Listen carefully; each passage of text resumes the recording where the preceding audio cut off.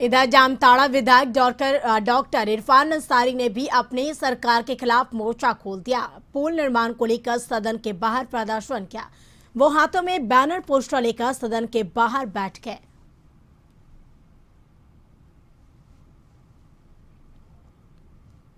मेरे विधानसभा क्षेत्र का मामला है और बिरबिंदिया पुल जो लगातार हम मांग कर रहे थे।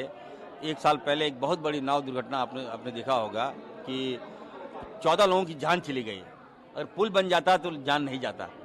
तो मांग कर रहा हूं कि पुल जल्द से जल्द बना दे, सरकार संज्ञान में ले और जो वादा किया है सरकार उसको पूरा करे, ये मेरी मांग है। और दूसरी बात है कि अभी तक 5 लोगों को जो आश्रित है उनको मुआवजा नहीं मिला है। तो आपको बताया कि अपनी ही सरकार पर विधायकों ने मोर्चा खोल दिया। एक अनूठा अंदाज सदन के बाहर जेएमएम विधायकों का देखने को मिला है। और हमारे साथ रांची से संवाददाता रुचि शर्मा जुड़ चुकी हैं। रुचि, झारखंड विधानसभा के बजट सत्र का दूसरा दिन और दूसरे दिन सदन में जमकर हंगामा हुआ। अंदर और बाहर एक अनूठा अंदाज भी देखने को मिला जेएमएम विधायकों का। अपने ही सरकार के खिलाफ इन विधायकों ने मोर्चा खोल दिया है। कई सारे सवाल भी उठाए हैं और किन किन मुद्दों को लेकर विपक्ष जो है वो सदन में हंगामा किया, सरकार को घेरा। रुचि,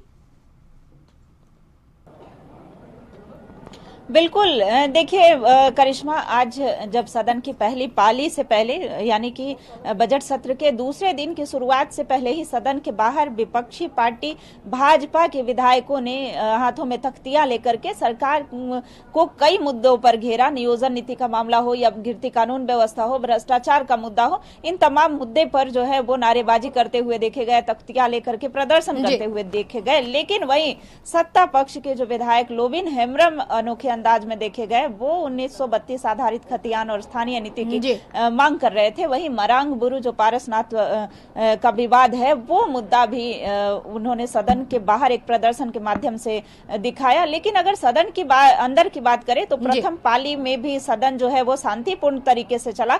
वही दूसरी पाली में कहें तो सदन में जो राष्ट्रपति के माफी चाहूंगी राज्यपाल के अभिभाषण पर जो वाद विवाद था उस पर चला। सत्ता पक्ष जो है वो सरकार की उपलब्धियां गिनाने से पीछे नहीं हटी। वहीं जो विपक्षी पार्टी भाजपा है, भाजपा की तरफ से मुख्य सचेतक विरंची नारायण ने सरकार पर जमकर हमला बोला। उन्होंने कहा कि राज्य में आज कुछ भी सही नहीं चल रहा है, बेरोजगारी के लिए युवा जो है वो हाहाकार मचाए हुए हैं।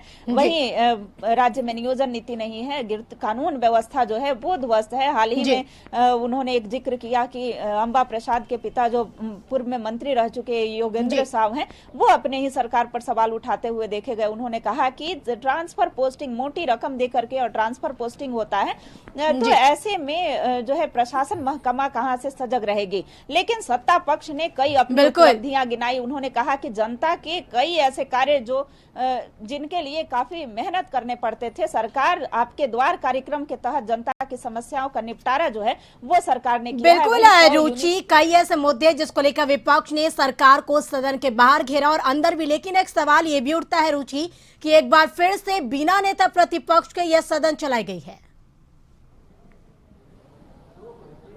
बिल्कुल बिल्कुल सही कहा करिश्मा आपने, बिना नेता प्रतिपक्ष के ही ये सदन चल रहा है। चूंकि नेता प्रतिपक्ष जो है, एक तरफ सत्ता पक्ष अड़ी हुई है कि विधायक दल का नेता जो है वो भाजपा किसी दूसरे विधायक को चुने, किसी ऐसी अनुभवी विधायक को चुने। चूंकि उनका कहना है कि बाबूलाल मरांडी जो है वो भाजपा विधायक दल के नेता जरूर है, ये भाजपा ने चुना है। उन्होंने झारखंड विकास मोर्चा से चुनाव लड़ा था और भाजपा में शामिल हुए थे, तो ऐसे में हम उन्हें स्वीकार नहीं करेंगे एक नेता प्रतिपक्ष के रूप में। लेकिन बाबूलाल मरांडी यह बात बार बार कह रहे हैं कि हमें इलेक्शन कमीशन के तरफ से क्लीन चिट मिला हुआ है।